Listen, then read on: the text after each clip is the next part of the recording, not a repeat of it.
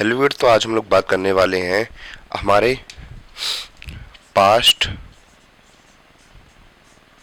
Perfect continuous tense के बारे में। ठीक है, आज हम लोग बात करेंगे पास्ट परफेक्ट कॉन्टिन्यूअस टेंस के बारे में। क्या होता है पास्ट परफेक्ट कॉन्टिन्यूअस टेंस, इसको समझते हैं।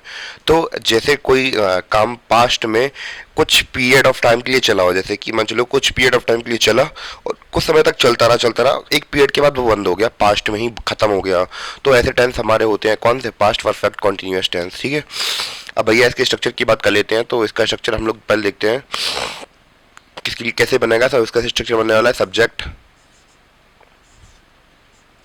Plus had been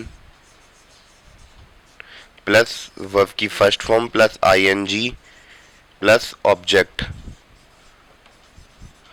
plus since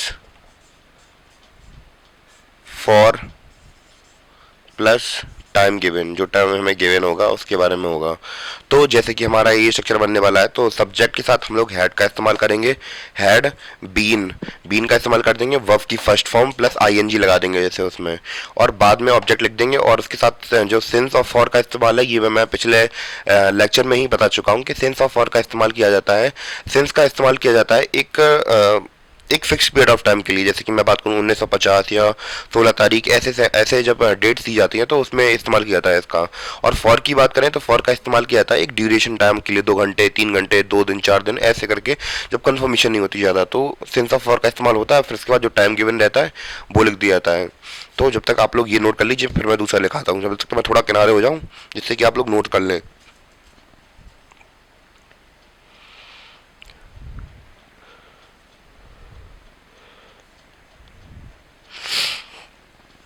उम्मीद है कि आपने उतार लिया होगा। अब भैया बताते हैं अपने नेगेटिव के बारे में आ जाते हैं।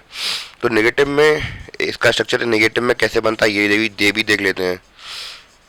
नेगेटिव में कुछ इस प्रकार बनने वाला है। तो इसका स्ट्रक्चर नेगेटिव में कुछ इस प्रकार बनेगा, सब्जेक्ट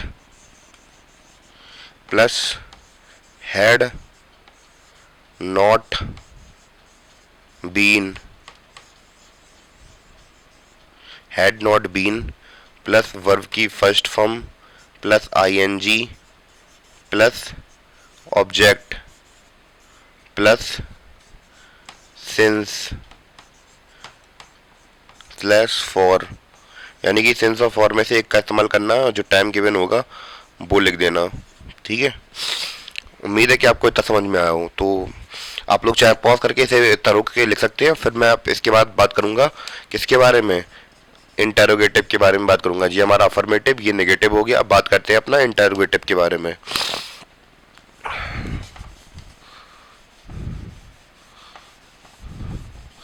इंटेरोगेटिव का स्ट्रक्चर उतार लेते हैं अब हम लोग।